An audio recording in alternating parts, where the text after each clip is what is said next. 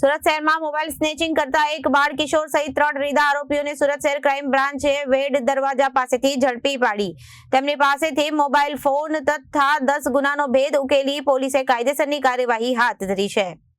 Surat crime branch દ્વારા મળતી માહિતી અનુસાર ક્રાઇમ બ્રાન્ચની ટીમ શહેર વિસ્તારમાં વર્કઆઉટમાં હતી તે દરમિયાન ક્રાઇમ બ્રાન્ચની ટીમને મળેલી બાતમીના આધારે પોલીસે मुस्तफा उर्फे टिलीली, महमूद उर्फे बाबा, सैयद हुसैन उर्फे फरदीन, फारूक पठान અને કાયદાના સંઘર્ષમાં આવેલા બાળ કિશોરીને ચંદ્રશેખર આઝાદ બ્રિજના નાકે વેડ દરવાજા પાસેથી ઝડપી પાડી કાયદેસરની કાર્યવાહી હાથ ધરી છે।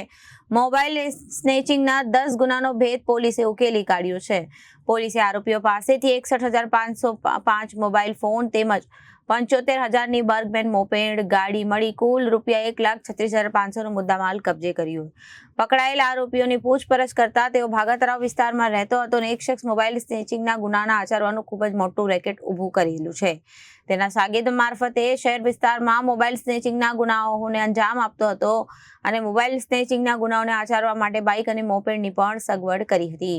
તેમજ આરોપીઓએ શહેરના અલગ અલગ વિસ્તારમાંથી જે મોબાઈલ સ્નેચિંગ કર્યા હતા તે તમામ મોબાઈલ ફોન તેમજ ખરીદી કરી લેતા હોવાની કબૂલાત કરી હતી। Bureau report, Janadesh news.